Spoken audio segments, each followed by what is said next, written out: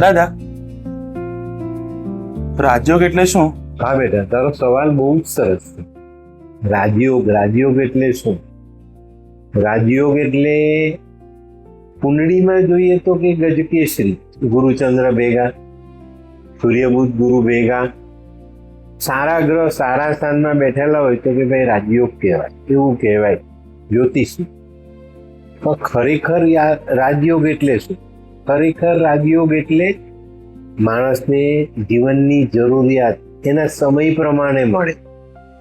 ભૂખ લાગી છે, સારું ખાવાનું મળે, ઊંઘ આવે છે, સૂવા માટે સારી જગ્યા મળે, કોઈ પ્રવાસ કરવો છે, સારી સગવડ મળી જાય, સાધન મળી જાય. જીવનની દરેક જરૂરિયાત એના સમય પર આપણે પૂરી કરતા હોય, એનું નામ રાજયોગ. કુંડળીમાં જોઈએ તો ઘણી વખત આપણે એવું જોઈએ કે ભાઈ કુંડળીમાં ગજકેસરી યોગ બીજા સ્થાનમાં બેઠેલો, ધન કુટુંબના ભાવમાં, પણ એ માણસ ગરીબીથી પીડાતો હોય, તકલીફથી પીડાતો હોય, તો આ કેમ થાય?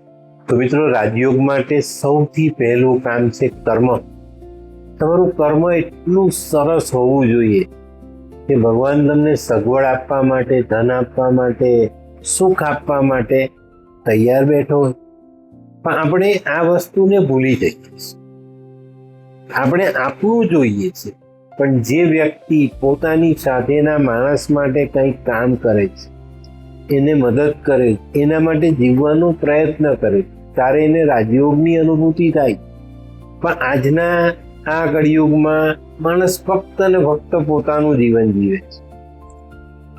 અત્યાર સુધી બધાને ખ્યાલ હશે, આજની તારીખમાં બી ઘણા બધા ઘરોમાં આ વસ્તુ ચાલે છે.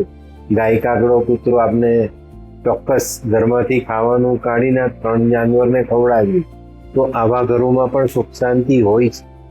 બીજી વાત જોઈએ તો જીવનમાં આપણે કોઈને મદદ કરી, આપણા થકી કોઈ માણસ આગળ આવે, કોઈ ભૂખ્યાને ભોજન કરાવીએ, તરસ્યાને પાણી આપીએ, જેની પાસે વસ્ત્ર નથી એને વસ્ત્ર આપીએ, તો ચોક્કસ આપણે આ વસ્તુથી રાજયોગ પ્રાપ્ત કરી શકીએ. જીવનમાં જ્યારે પણ આપણે કંઈક મેળવવું છે તો સૌથી પહેલા આપવાની વૃત્તિ બનાવીએ. ચોક્કસ આટલા નાનકડા કર્મથી જીવનમાં આપણે બધા સુખ મેળવી શકીએ છીએ. તો મિત્રો, રાજયોગ કુંડળીમાં કે હથેળીમાં લખેલો નથી, લખ્યો છે તો એને પામવા માટે પણ તમારે કર્મ કરવું પડશે. ભગવાને ગીતામાં એક વાક્ય લખ્યું છે, પુરુષનું પ્રારબ્ધ હું નથી જાણતો. કેમ ભાઈ? તમે ત્રિલોકના નાથ છો. તો ભગવાન કહે છું કર્મથી બંધાયેલો છે. જે માનવી કર્મ કરશે એને એનું ફળ આપીશ. એ કર્મ સારું છે, સારું ફળ, ખરાબ છે, ખરાબ ફળ. પણ મિત્રો, આપણે જ્યારે પણ કંઈ કામ કરવા જઈએ ને ત્યારે આપણે પહેલા આપણો સ્વાર્થ જોઈએ. આજે મારા દીકરાએ મને પૂછ્યું કે દાદા, રાજયોગ એટલે શું? તો આ વસ્તુનો જવાબ મારે તમને બધાને આપવો હતો, તો હું તમને આ જવાબ આપું છું. તો મિત્રો, સૌથી પહેલા માતા પિતાની સેવા, આપણા જીવનમાં જે ફરજો છે એને વફાદાર રહીશું, કોઈ ભૂખ્યાને ભોજન, તરછાને પાણી, જેનું અંગ ઉઘાડું છે એને વસ્ત્રનું દાન, અને સૌથી શ્રેષ્ઠ દાન છે જ્ઞાનનું દાન. જે માણસ આ 4 કામ કરે જ ને એના જીવનમાં ક્યારેય દુઃખ નથી આવતું.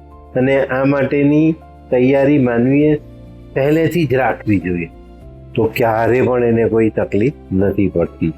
મિત્રો, રાજયોગ આમ જોવા જઈએ તો ખૂબ સહેલાઈથી મળે છે. અને બીજી બાજુ જોઈશું, સિક્કાની બીજી બાજુ જોઈશું, તો રાજયોગ માટે ઘણું બધું કરવું પડે છે.